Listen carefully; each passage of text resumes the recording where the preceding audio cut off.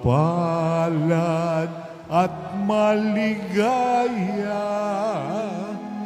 ang sumasampalataya sa di nakita ng mata. Alleluia, Alleluia.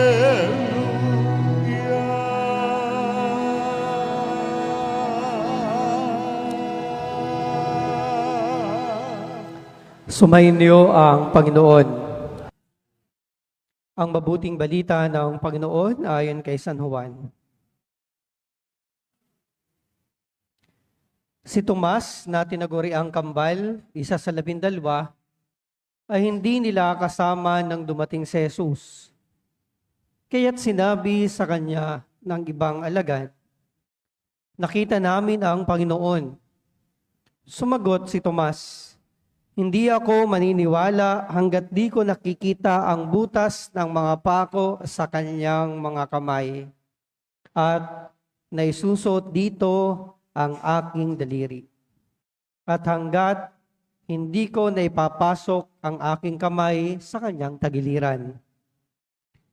Makalipas ang 8 araw, muling nagkatipon sa loob ng bahay ang mga alagad, kasama nila si Tomas.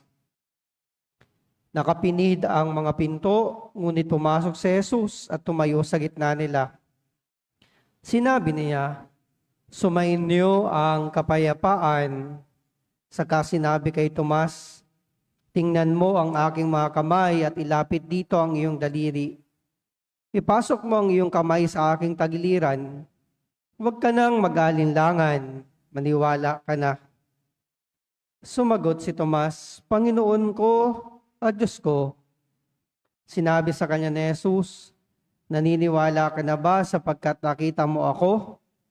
Mapalad ang mga naniniwala kahit hindi nila ako nakita."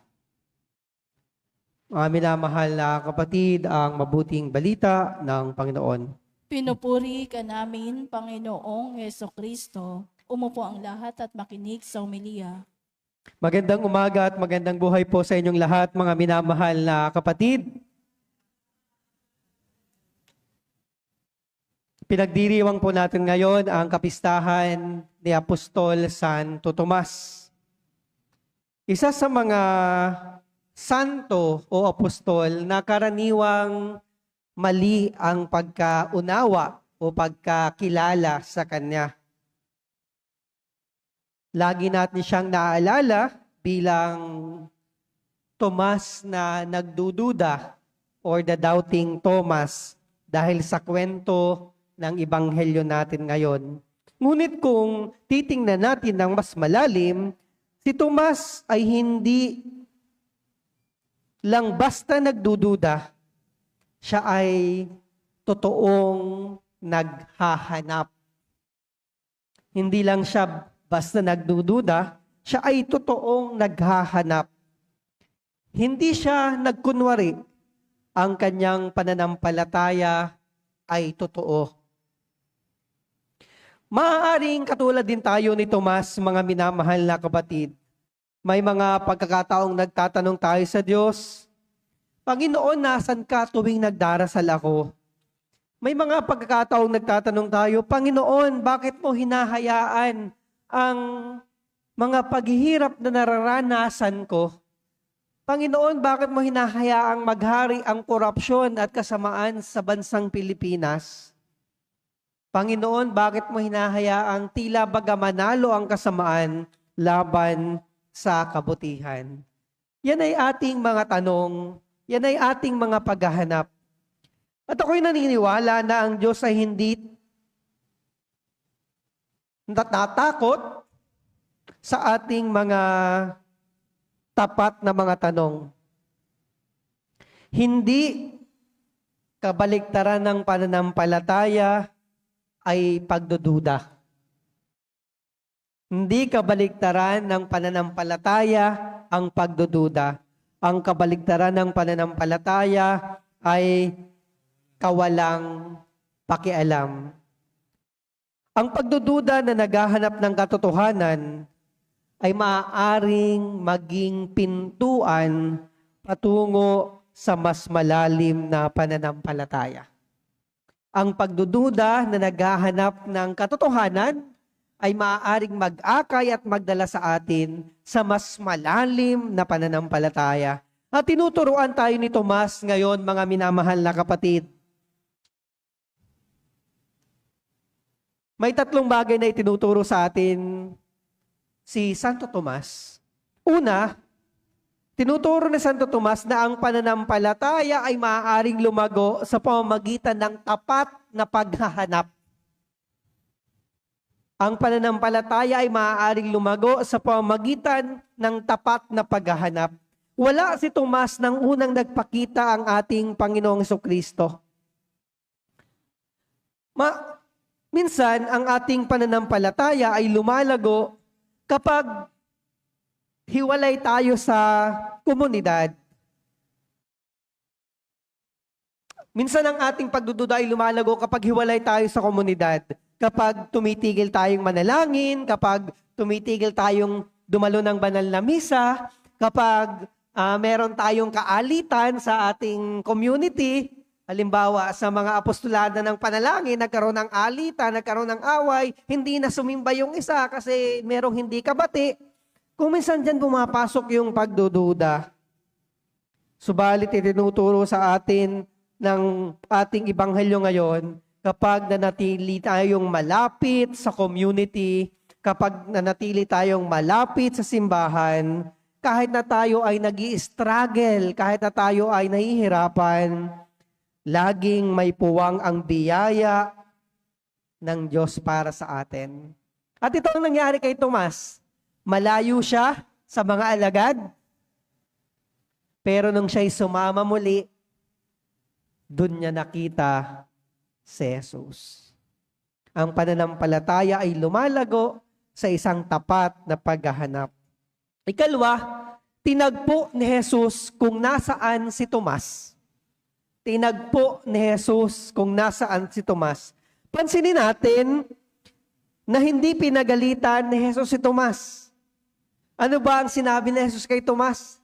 Ang sinabi ni Jesus, ipasok mo ang iyong daliri. Huwag ka nang magduda, bagkos ikaw ay maniwala. Ang mga sugat ni Tomas ay ang pagtatanong at takot. Tinagpo ni Jesus si Tomas sa kanyang mga pagtatanong at sa kanyang takot. At ganyan din po si Jesus sa ating buhay, mga minamahal na kapatid. Hindi tayo tinatagpo ni Jesus kung kailan tayo mabuti. Hindi tayo tinatagpo ni Jesus kung kailan lang tayo banal. Hindi lang tayo tinatagpo ni Jesus kung kailan lang tayo nagsusumikap na maging maayos. Tinatagpo tayo ni Jesus kung nasa saan tayo sa mga panahon ng ating pagdududa, sa mga panahon ng ating takot, sa panahon ng ating pangamba, tinatagpo tayo ni Jesus. At ganon ang nangyari kay Tomas. Kaya hindi natin pwedeng sabihin na wala si Jesus sa ating buhay sapagkat kung saan tayo naroroon, doon tayo tinatagpo ni Jesus. Hindi natin kinakailangang maging mabuti para tagpuin ni Jesus.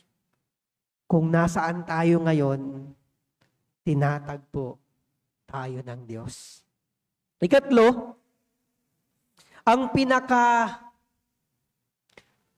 dakilang pagpapahayag ay nanggagaling mula sa pagdududa.